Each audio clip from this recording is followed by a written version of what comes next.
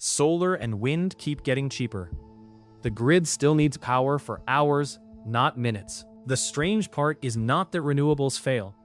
It is that they work exactly as designed, and then sunset arrives while demand is still high. In the United States, about 17 gigawatts of battery storage were already installed by the end of 2023. Yet gas peaker plants still sit in the background, ready for the dangerous evening gap. At 6:12 on a Thursday evening in Phoenix, a night shift nurse unlocks her apartment and feels the trapped heat hit her face. Her phone is at 9%. Her mother's oxygen concentrator is running in the next room. The lights flicker once, and somewhere miles away, a dispatcher is deciding what keeps that machine alive. Battery pack prices fell to about $139 per kilowatt hour in 2023, down 14% from the year before. And that drop matters. But even after that decline, today's dominant batteries are still usually too expensive for multi-day backup at city scale. So fossil peakers remain the fallback when the gap lasts longer than a few hours. Electricity has to be balanced in real time. If generation and demand do not line up, frequency drops, and the grid starts to wobble. Solar peaks at noon. Demand often peaks after sunset. Wind can help, but it is variable too. So the question is not simply, can a battery store energy? It is, for how long, at what cost? With what materials? Lithium-ion already proved the short duration case. It can absorb surplus power and release it for a few hours, which is why grid storage has scaled so fast. But here is the catch. The hardest gap is often not 15 minutes. It is not even 4 hours. It can be 10, 20, 100 hours or more. That is where the scoreboard changes. A battery that looks worse by consumer standards can be better by grid standards. Heavier, slower, lower energy density, sometimes less efficient, and still more useful. Because the grid cares about delivered kilowatt hours over long durations, not whether the cell fits in a phone. Form Energy's Iron Air system is built around that logic, with a target of 100 hours of discharge. It is basically reversible rust. Iron reacts with oxygen when it discharges. Then the process runs backward when it is charged. But that was not the biggest challenge. The real problem is not chemistry alone.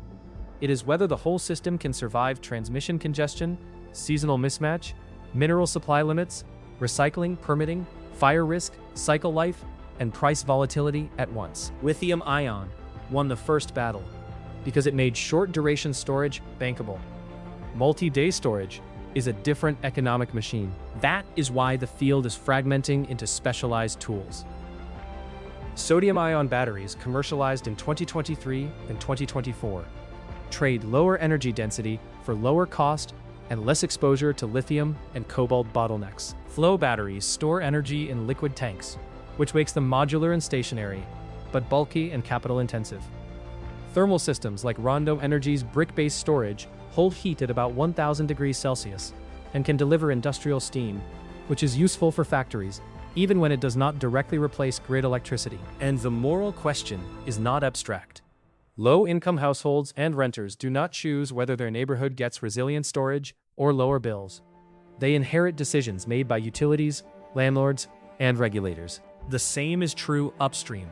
Mines, refineries, and industrial sites carry water, land, and labor burdens, so that cleaner reliability can appear somewhere else. That is why the DOE's 2024 conditional $2.26 billion commitment to redwood materials, plus broader domestic battery manufacturing support, matters beyond economics. The International Energy Agency has been blunt about this. Long-duration storage and grid investment have to rise sharply if clean power systems are going to stay reliable. M. Stanley Whittingham put the engineering truth more directly. The challenge is not just making batteries cheaper, it is making them scalable, safe, and sustainable across the entire value chain. So the unresolved question is simple, and it is still open. Which storage pathway can deliver electricity or useful heat for tens to hundreds of hours at low enough cost, with proven safety and cycle life, to replace new fossil peaker capacity before the next decade of grid build-out is locked in? The constraint is real. The data exists. Whether the systems built around it can act on it at scale, that is the next engineering problem. Stay with CivilizationX.